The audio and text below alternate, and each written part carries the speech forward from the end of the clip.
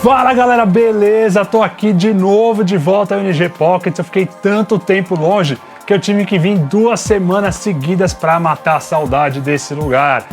E hoje eu vou te falar sobre várias palavras novas, mas fica tranquilo, não é uma aula de português, a gente não vai ler dicionário aqui, nem tem crentez, mas todas elas influenciam na nossa vida cristã, tá bom? Então fica no vídeo aí até o final para você entender o que eu tô falando.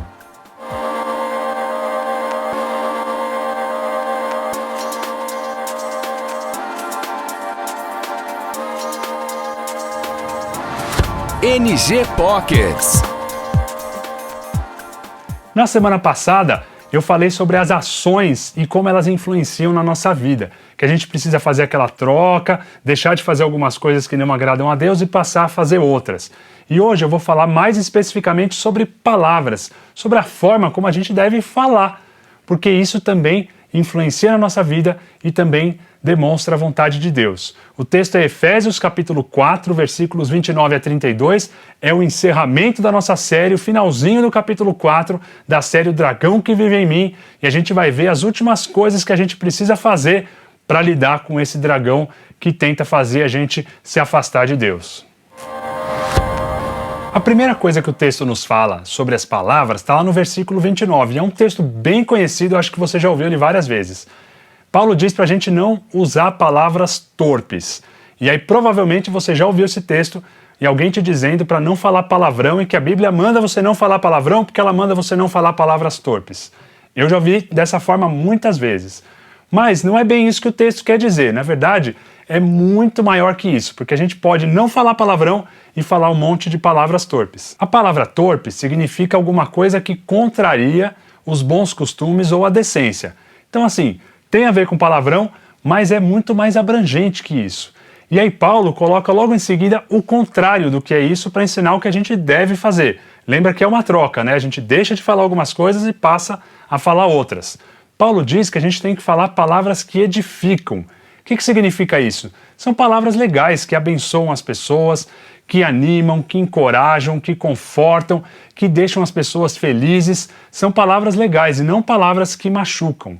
Então, quando você vai falar alguma coisa, você pode passar por um filtro de 2 perguntinhas muito rápidas para saber se você deve falar aquilo ou não. Primeira, aquilo que eu vou falar é verdadeiro e puro? E segunda, aquilo transmite graça, aquilo mostra que eu sou cristão? Se passar nesse filtro, manda ver.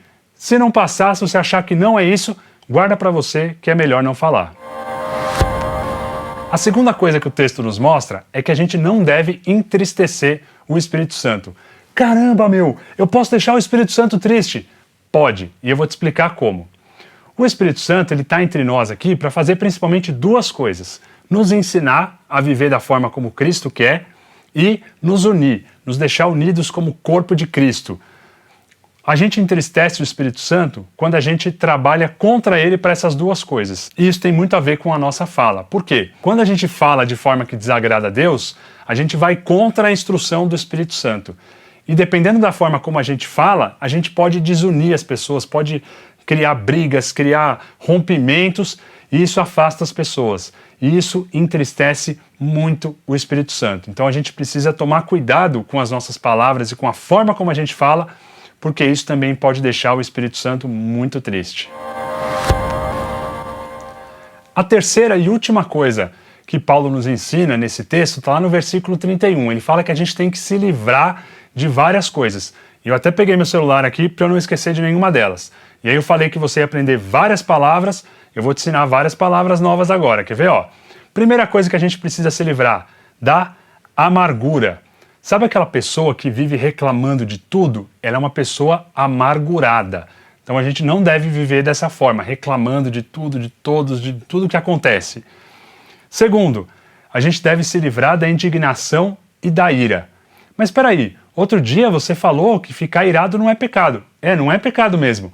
Mas imagina você viver o tempo todo indignado, irado, bravo. Isso faz mal, não faz? É por isso que a gente tem que se livrar disso. Terceira coisa, gritaria. Não tem a ver com você dar um grito de vez em quando. Tem a ver com você ficar entrando em brigas e tentando gritar mais alto que as pessoas. Isso ajuda a resolver a briga? Claro que não, né? Então isso só ajuda a criar mais briga. Então a gente tem que se livrar da gritaria também. Quarta coisa, a calúnia. Tem um cara que fala muito bem de calúnia. Põe aí pra gente, editor. Portanto, isto é uma calúnia. Uma calúnia! Você sabe o que é uma calúnia? Bem, eu suponho que o senhor esteja querendo se referir a uma calúnia. Não tente mudar de assunto, professor. A calúnia, que eu não sei se o seu Madruga sabe, tem a ver com falar mal dos outros pelas costas. Você sabe muito bem o que é isso, né? Quando você está falando mal de alguém, a pessoa não está perto e tal, isso faz muito mal, a gente tem que se livrar disso também. E por último, a maldade, que é tramar o mal contra as pessoas. Quando eu fico pensando como é que eu posso prejudicar alguém. A gente tem que se livrar de todas essas coisas, se você percebeu que a maioria delas tem a ver com falar, não é verdade? Então, muda a nossa forma de falar, a gente tem que se livrar dessas coisas, mudar a nossa forma de falar para que a gente possa agradar mais a Deus. Ufa! É muita palavra para lembrar, não é? Eu imagino que se eu que estudei o texto precisei da minha cola para não esquecer nenhuma, talvez você esqueça também. Mas tem uma coisa que ajuda. É a gente perceber onde eu preciso melhorar e me focar naquela palavra. Mas o próprio versículo 32 nos dá um resuminho da forma como nós devemos falar, mas também da forma como nós devemos viver, que Paulo está tratando no capítulo 4. Então ele ajuda a gente a lembrar de uma forma muito simples. Ele diz o seguinte, para nós sermos bondosos e compassivos, perdoando-nos mutuamente, assim como Cristo nos perdoou. O que significa ser bondoso? Bondade é o amor colocado em prática. Então, quando eu quero demonstrar que eu amo alguém, eu faço alguma coisa prática, eu falo alguma coisa, eu faço alguma coisa pela pessoa. Então, eu estou sendo bondoso. Ser compassivo é ter um coração cheio de amor e doido para ser bondoso com as pessoas. Então, não é só uma coisa que eu faço, não é só uma ação externa, alguma coisa que eu falo, mas isso vem de dentro também. Tem tudo a ver com o que o Espírito Santo está fazendo em mim. E a gente sabe que isso não acontece o tempo todo, que eu e você não conseguimos ser bondosos o tempo todo e que alguém às vezes não vai conseguir ser bondoso com a gente. Aí entra o perdão. Justamente por isso que Paulo fala que a gente tem que se perdoar mutuamente, e não é qualquer perdão não, é se perdoar da mesma forma como Cristo nos perdoou. Tá bom? Então, o desafio para essa semana é que você seja uma pessoa bondosa, que você exercite isso na sua vida, preste atenção na sua forma de falar, isso tem a ver com seus amigos, com seu pequeno grupo, com a sua família, com todo mundo, preste atenção nisso e deixa o Espírito Santo te moldar, tá bom? Semana que vem tem mais NG Pockets e eu te espero. Tchau!